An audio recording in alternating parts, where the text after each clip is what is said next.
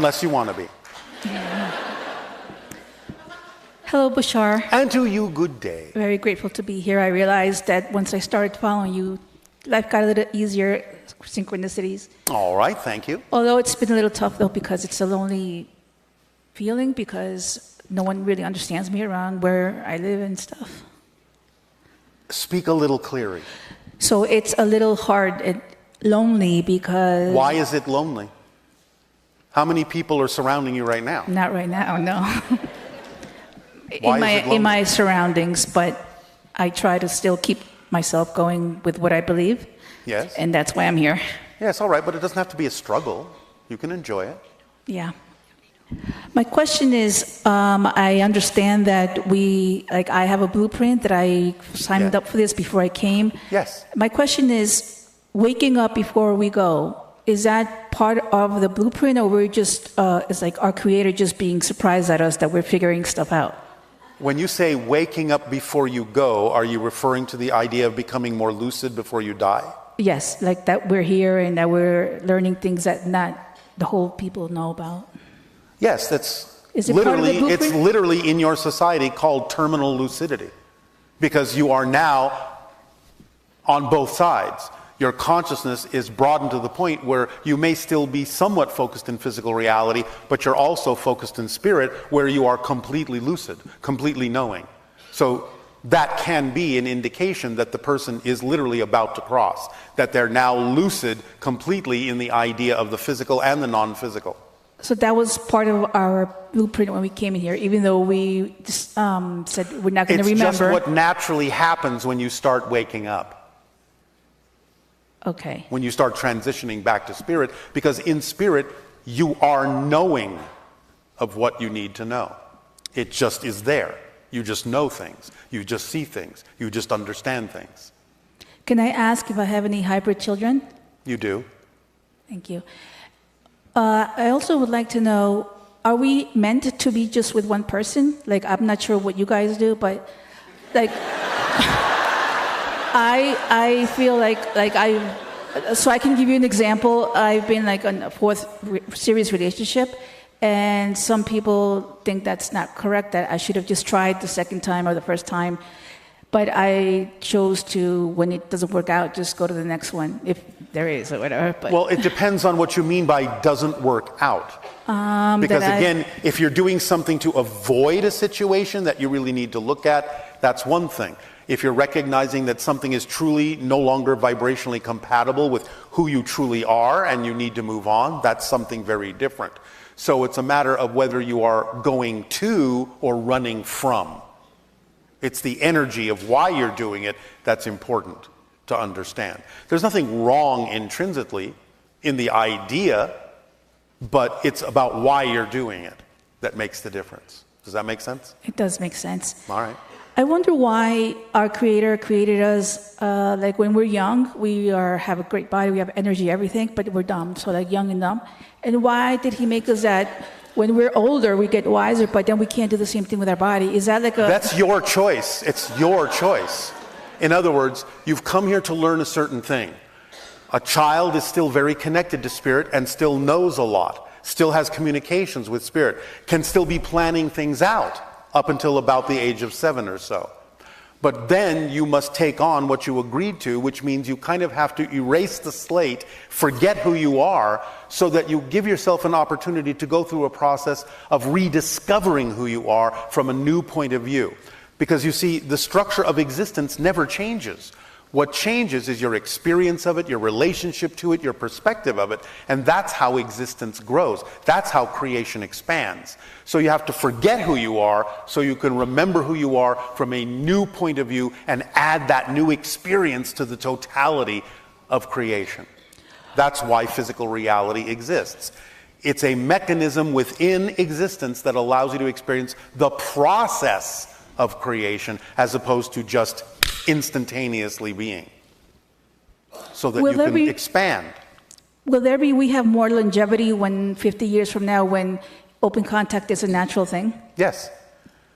Yes, you're already seeing more longevity, because more longevity is the product of living more in the moment, so you don't experience the passage of time so much. And just last thing, what's the best way you think that someone can start learning how to channel? Follow the formula. Okay. Now, it depends on what form of channeling you're talking about, because everyone channels from time to time. When anyone is really focused on something they love to do and they don't even notice the passage of time, you're in the channeling state. In the brain, that's called gamma, between 40 and 100 cycles per second in the brain. So the idea is that everyone can channel. It's a natural thing. But the question is, well, how do you want to use that? Do you want a vocal channel? Do you want to do automatic writing? Do you want to just be more creative? You want to write? What do you want to do with it?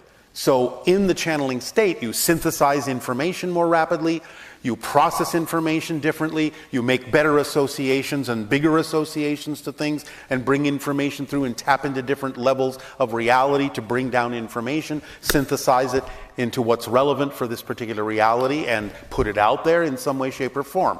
That's what happens when you channel. So it just depends on how you wish to channel. For vocal channeling, sometimes the easiest thing to do to practice is to make sure that you have people around you that are actually asking questions they really want the answers to, because then they pull the information through you and you don't have to think about it. It's like grounding electricity into a circuit.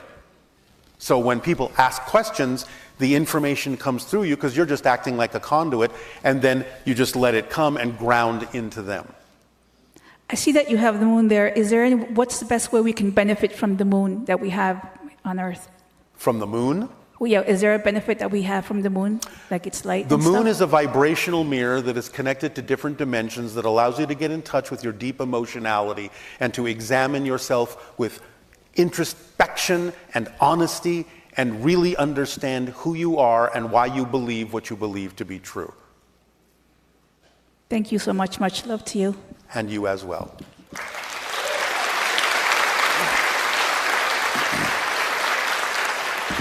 And of course, like anything, the moon is a permission slip. Thank you so much, Bashar, for doing what you are doing, and thank you so much, Darryl, for being a vessel so that all the information can come across to all It is our passion and our pleasure. I'll pass your thanks along to the channel. So synchronicity brought me here when my pet Nils crossed over last year. I was devastated, of course, and all your videos just came on the internet. Suddenly, I have never heard about you before, and then I met with my best friend Johnny. All right, well, and his favorite pet Jiggy crossed over almost at the same time, so we connected, and that's why. All right, but remember, the pet is still with you. I know. All right. So I have a question. What can you tell me about my soul, my oversoul, my spirit? What can you read? What can you see? Have you got 2,578 years? I hope so. What do I need to tell you about your soul? Your soul is an infinite being. The oversoul is more so. The idea is that it is different levels of representation of source, compartmentalized into what is relevant for a particular dimensional experience. So your soul is an individuated part, an aspect, a reflection of all that is. The oversoul is a reflection of a multitude of souls experiencing themselves simultaneously, generally speaking. Yeah. Does that help? Is that enough? Or were you seeking some particular perspective on this? Yeah, like specifics, like every soul is different from person to person, or no? Of course it is. Yeah. Souls are individual beings. Yeah, can you see something about my soul that I should know? That will help me. Are you a doctor? No. Are you interested in medicine at all? Or healing? Yes, I am. What do you do that is representative of healing? I am a healthy man, and I... No, for others. Or for others. Remember, I said acting on your passion is in service to humanity. True. So, is there something you've been wanting to do that is about helping others to heal? I'm doing what I like to do most, and I'm very good at promoting that. So which is what? Traveling and meeting people and being positive and having a good time and enjoying my life. And what are you doing for them? Promoting happiness and good times. How? Being myself. So you're saying you're just being a living example of what they could copy?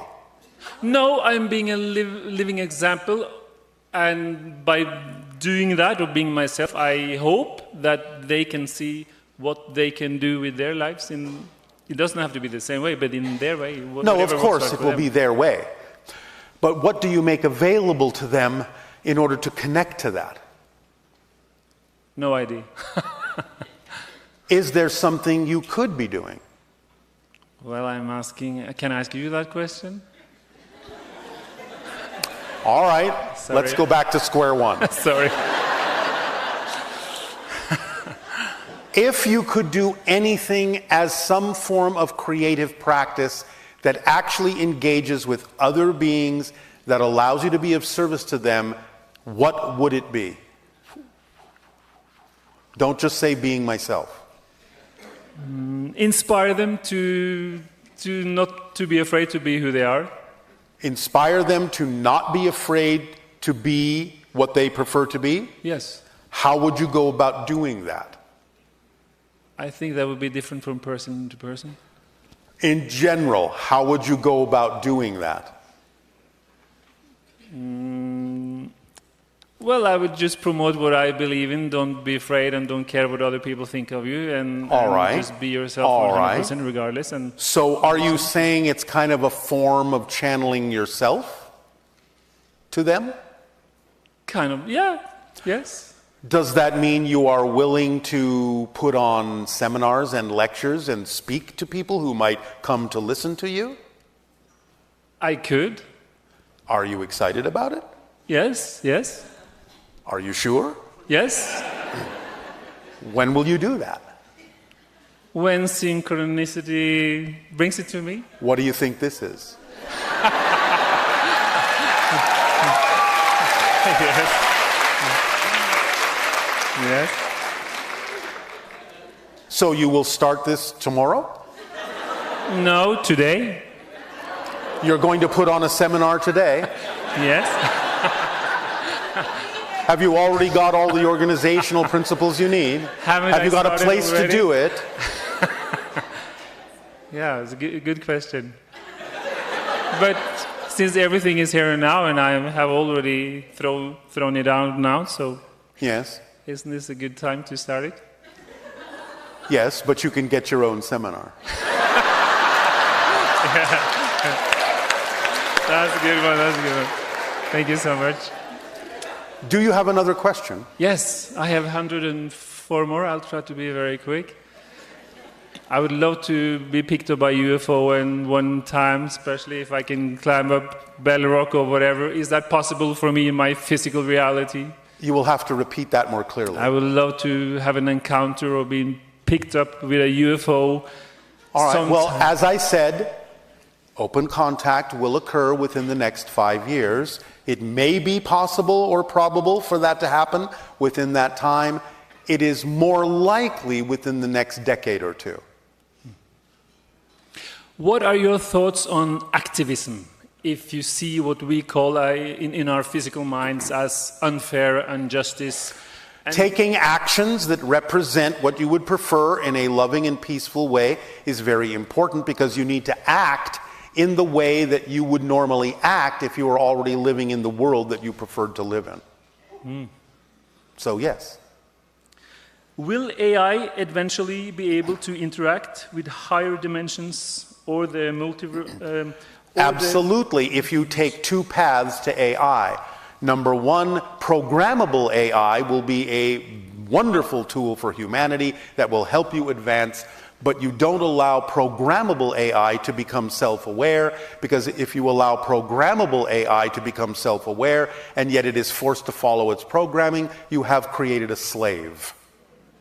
You must create a device that is equally capable of allowing consciousness to express itself through it autonomously, in the same way that a human brain allows consciousness to express itself autonomously through it.